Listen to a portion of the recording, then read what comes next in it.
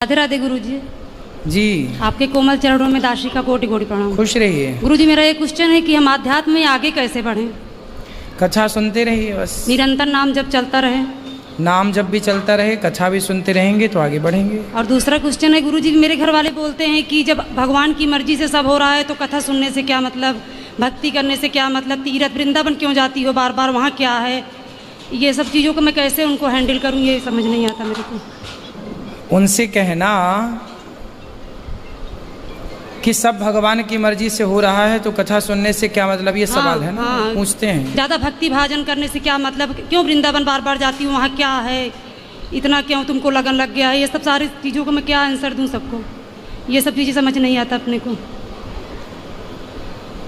उनसे बोलना कि आप अपने स्वास्थ्य का इतना ख्याल रखते हो जी, फिर भी बीमार पड़ते हो तो डॉक्टर के यहाँ जाते हो कि नहीं? बिल्कुल जाते हैं। उनसे कहना कि जैसे स्वास्थ्य बिगड़ने पर, शरीर बिगड़ने पर डॉक्टर की ज़रूरत पड़ती है, ऐसे ही मन के बिगड़ने पर मंदिर की और भगवान की ज़रूरत पड़ती है, सत्संग की ज़रूरत पड़ती है। डॉक्टर शरीर की चिकित्सा करता है, सत्संग मन की चिकित्सा करता है, मन को ठीक करता है। हमें तो बहुत अच्छा लगता है, हम तो 2 साल से कर रहे हैं। उनसे कहना कि मन के भटकाव को मिटाने के लिए, मन की चंचलता को कंट्रोल करने के लिए मंदिर भी जाया जाता है, तीर्थ भी जाए जाते हैं और सत्संग भी किया जाता है।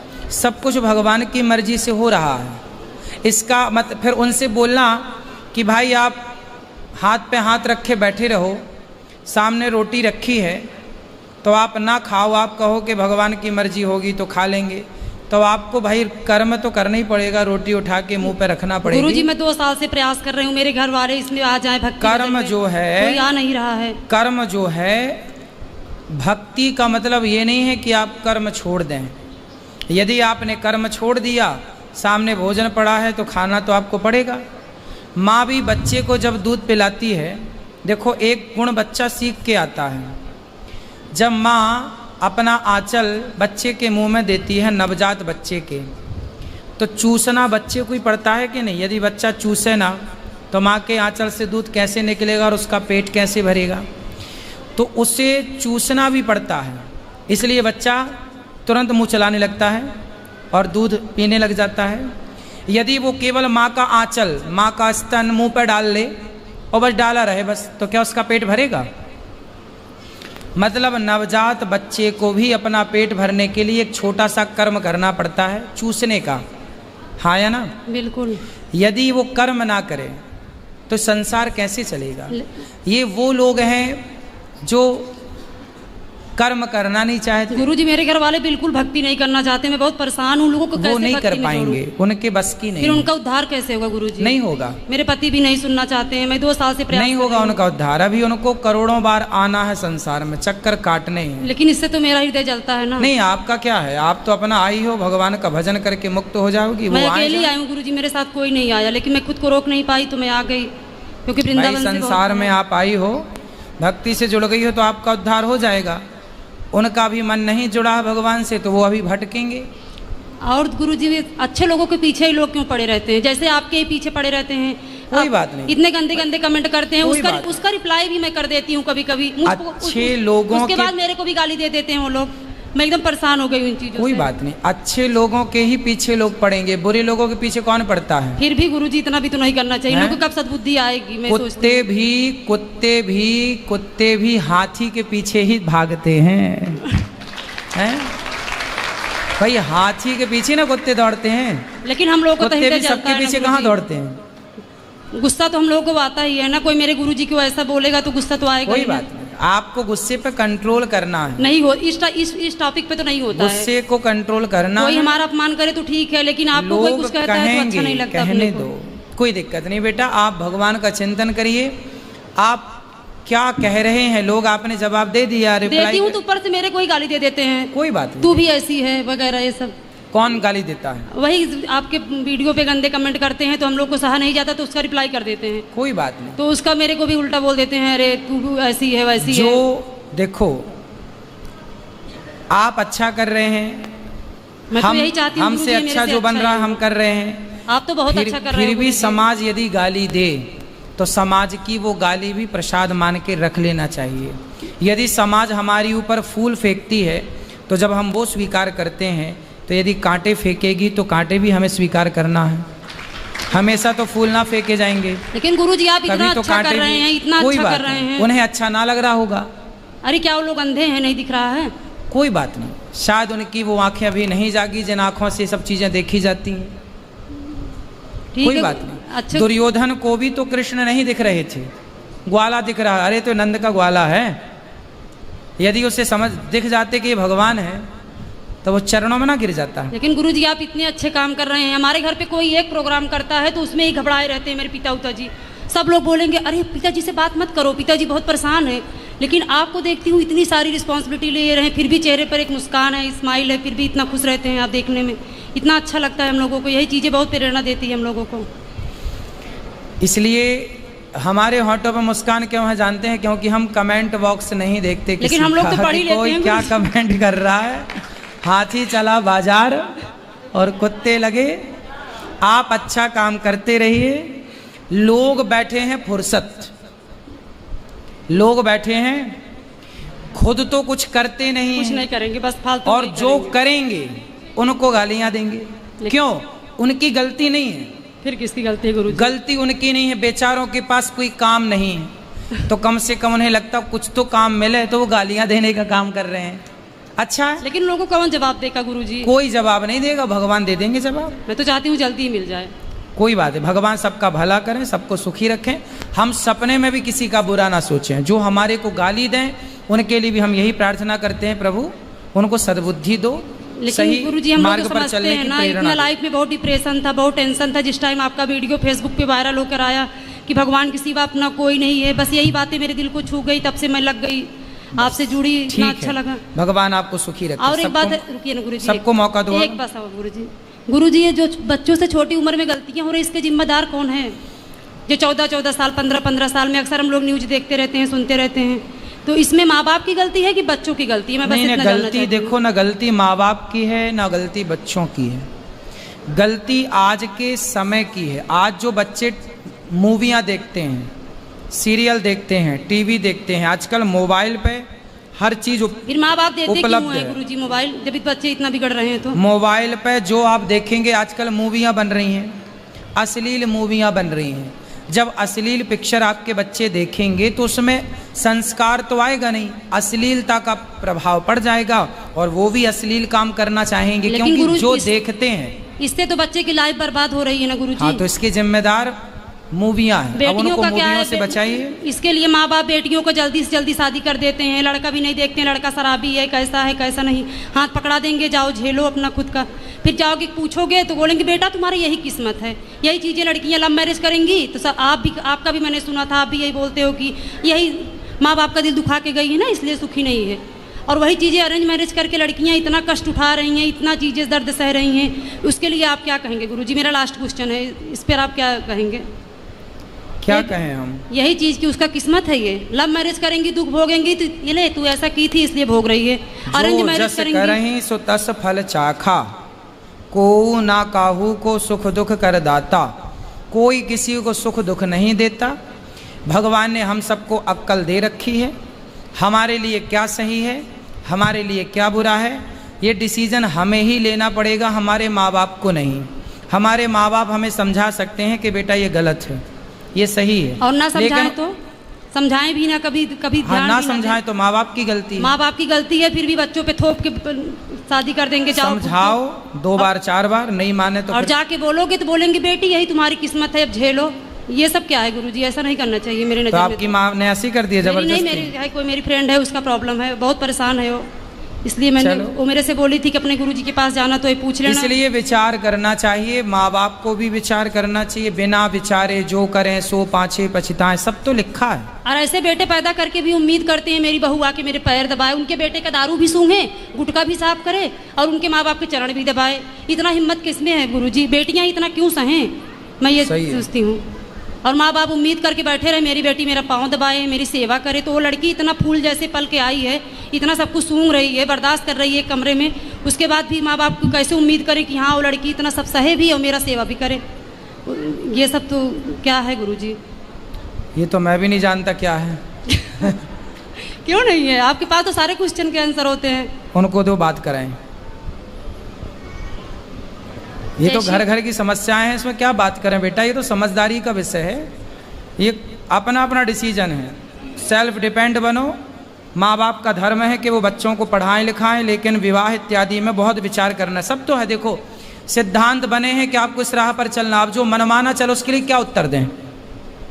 और उसके लिए कोई उत्तर नहीं है। जय श्रीमन नारायण गुरुदेव जी। आपके चरणों में कोटि कोटि प्रणाम। जी जी। गुरुदेव, मेरे 3 क्वेश्चन हैं। मैं ये पूछना चाहती हूँ, अगर कोई लड़की अपने आप से अपना चरित्र खराब करे तो उसको पाप तो वो लगेगा, अगर माता पिता ही उसका चरित्र खराब कर दे तो? माँ बाप अपनी बेटी का चरित्र खराब करें जी। तो माँ बाप कैसे खराब कर सकते हैं? हमारे साथ में ऐसा हुआ गुरुदेव। कैसे? क्योंकि पहले जब हमारा विवाह हुआ तो उस समय मैं 10-11 साल की थी। जब आपका ब्याह हुआ? हाँ, तो पर वो विवाह नहीं था, हमें बेचा गया था। आपको किसने बेचा? माता ने हमारी। आपकी माँ ने बेच दिया? किसको बेचा? जिनके साथ में विवाह किया उनसे पैसे लिए गए थे। तो वो कितनी उम्र का था? वो हमसे ज्यादा उम्र के थे। कितने? ऐसे ही लगभग 19-20। वो 19 साल का था जी। और आप उस समय कितने साल की थी? ऐसे ही 10-11 साल की। जो पहला पीरियड होता है वो मेरी शादी के बाद ही आई। अच्छा, तो उस 20 साल के लड़के के साथ आपको बेच दिया? जी। फिर क्या हुआ? फिर क्या, फिर उस समय मुझे इतना ज्ञान नहीं था कि परिवार कैसे चलाए जाते हैं, घर गृहस्थी कैसे चलाई जाती है। ठीक है। फिर भी जैसे तैसे भी वो शराबी था। हर रोज मारता था, कूटता था। इतना भी है कि जहाँ तक कि आदमियों को भी घर पे लेके आता था, शराब पिलाता था, मीट बनाता था, मच्छी बनाता था, उन्हें खिलाता था। रात के 11 बजे 12 बजे यहाँ से जाना, और पूरा गांव एक गंगवार का और एक सरदार पूरी रात घर पे रहेगा, तो हर कोई उंगली तो मुझ पे ही उठाएगी ना। फिर कितने साल चला ये सब कुछ? 9 साल। फिर वहाँ पे एक बेटा हुआ, एक बेटी भी हुई। आपकी बेटी उस समय? हाँ। जब बेटा हुआ तब आपकी उम्र क्या थी? ऐसे लगभग 16-17 साल की थी। आप 16 साल की थी तब आपको बेटा हो गया? जी। ठीक है। फिर उसके बाद में वो मारने लगा, काटने लगा, शराब पी के कभी नाली में पड़ा रहता था, कभी गड्ढों में पड़ा रहता था, वहाँ से उठा उठा के लेके आओ। फिर जब वो ज़्यादा ही परेशान करने लगा तो मम्मी पापा ने वहाँ से घर ले आए।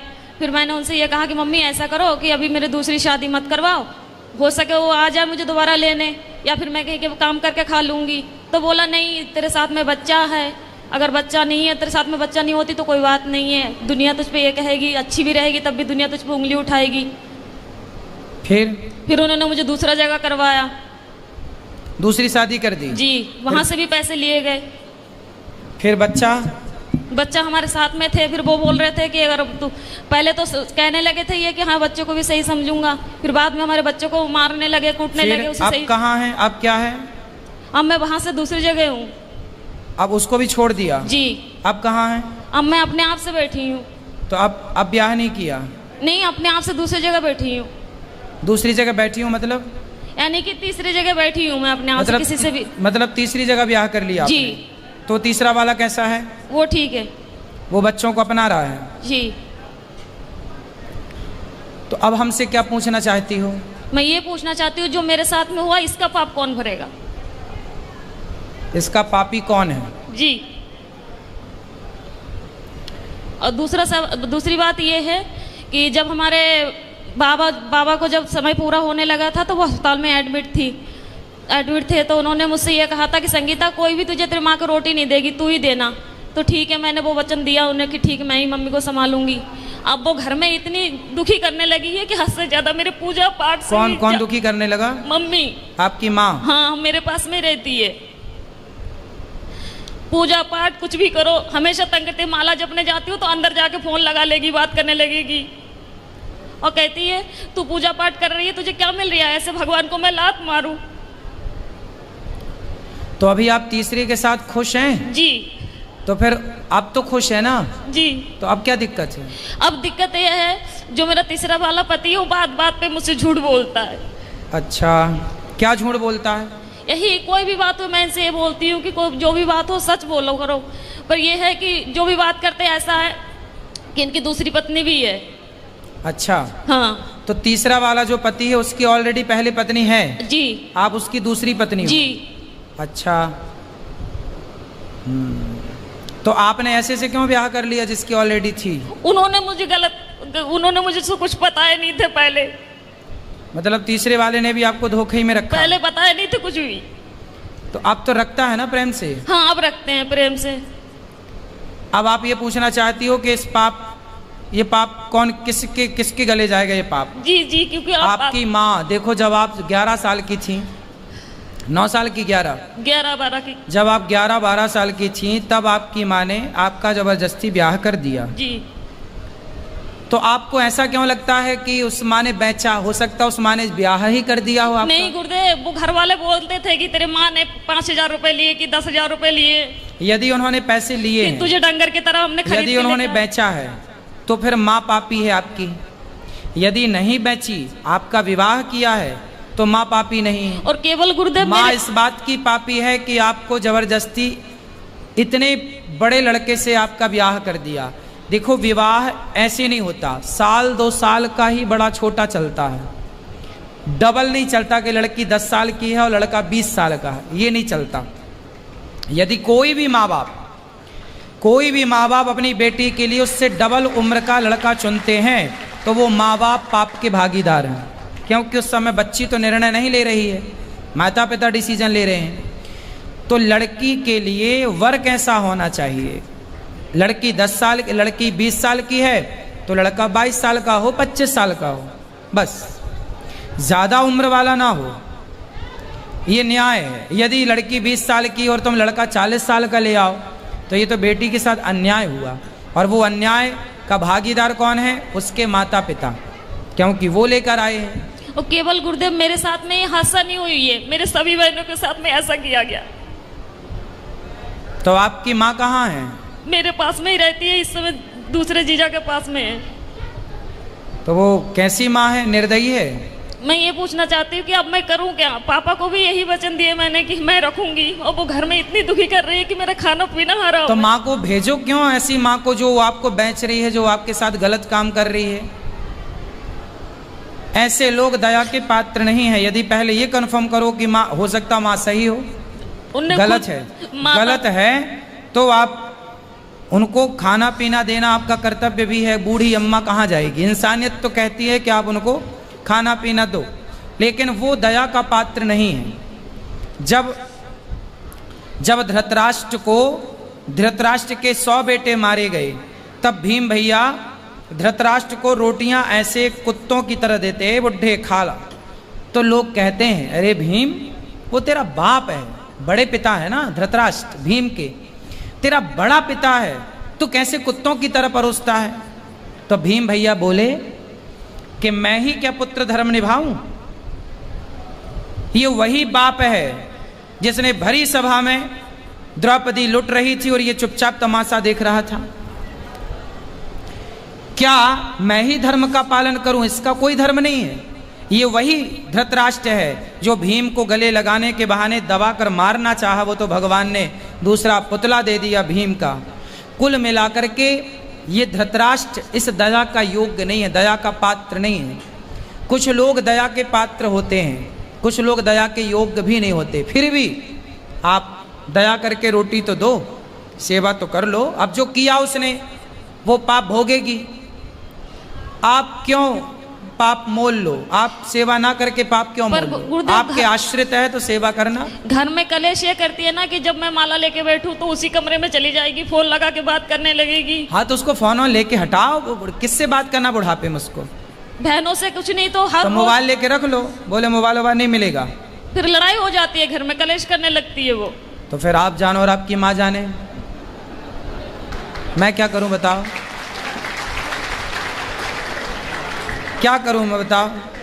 आप मुझे कुछ बताइए ना कि मैं क्या तो बता रहा हूं, मोबाइल लेके बंद कर दो, रख दो, और क्या कर सकती हो? घर में कलेश होते हैं, पूरे मोहल्ले वाले तमाशा देखते हैं। तो फिर क्या करें? हम बताओ, हमें बताओ, हम क्या करें? क्या उत्तर दें आपके प्रश्न का? हम बताओ क्या करें? हम ये तो नहीं कह सकते कि आप निकाल बाहर करो। मेरा इच्छा तो यही है गुरुदेव, जब भले ही आप हमें गलत समझे। हाँ तो ठीक है, आपका मन है तो आप देख लो, जो आपका मन है वो करो, जो आपका मन है वो आप कर सकते हैं, स्वतंत्र हैं आप।